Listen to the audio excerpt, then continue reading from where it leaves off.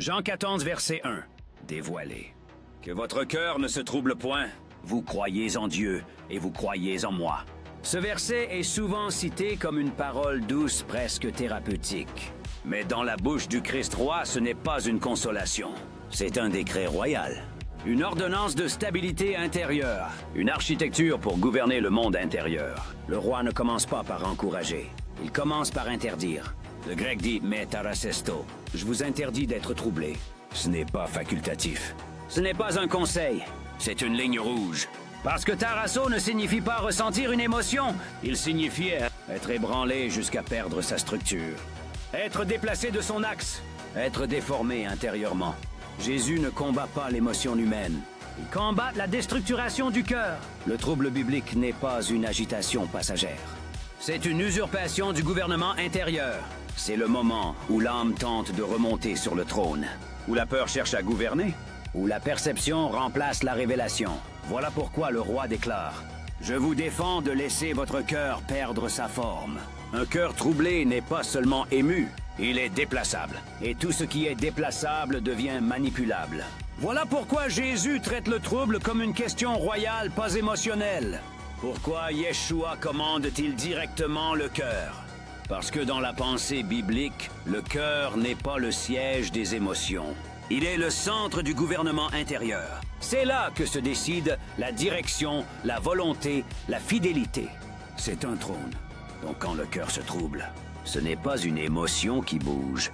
C'est le trône qui vacille. C'est pourquoi Jésus affirme implicitement « Vous ne pouvez pas me suivre si le centre de votre gouvernement intérieur n'est pas stabilisé. » Le trouble n'est pas un péché. C'est une fissure de structure, un accès pour la peur. Un corridor pour la confusion.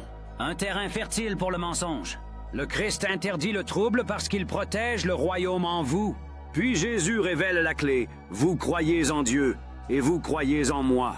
C'est ici que beaucoup se trompent, car ils lisent cela comme deux impératifs. Croyez en Dieu, croyez en moi.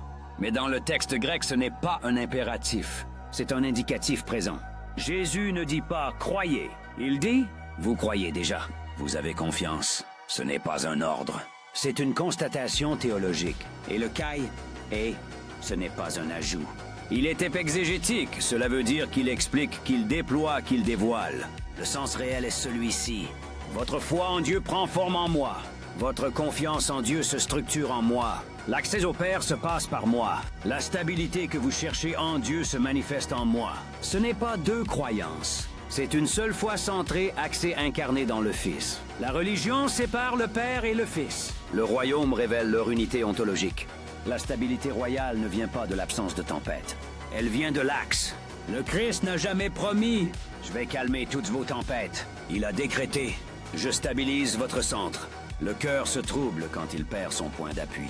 Quand le visible écrase l'invisible. Quand l'âme reprend le trône. Le trouble devient alors un indicateur. L'intérieur n'est plus arrimé à Christ comme point fixe. Alors le roi dit « Fixez votre confiance en moi, et votre cœur redeviendra royal. » La religion excuse le trouble. Nous sommes humains fragiles. Le royaume déclare « Vous êtes nés d'en haut. Vous êtes équipés pour régner. Votre cœur n'est pas fait pour trembler, il est fait pour gouverner dans le royaume. » La stabilité est une autorité. Alors la paix est une arme. Le cœur est un trône.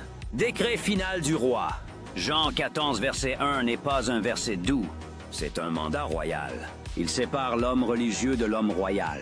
Un cœur stable n'est pas un cœur calme. C'est un cœur qui tient son trône. C'est un cœur qui règne.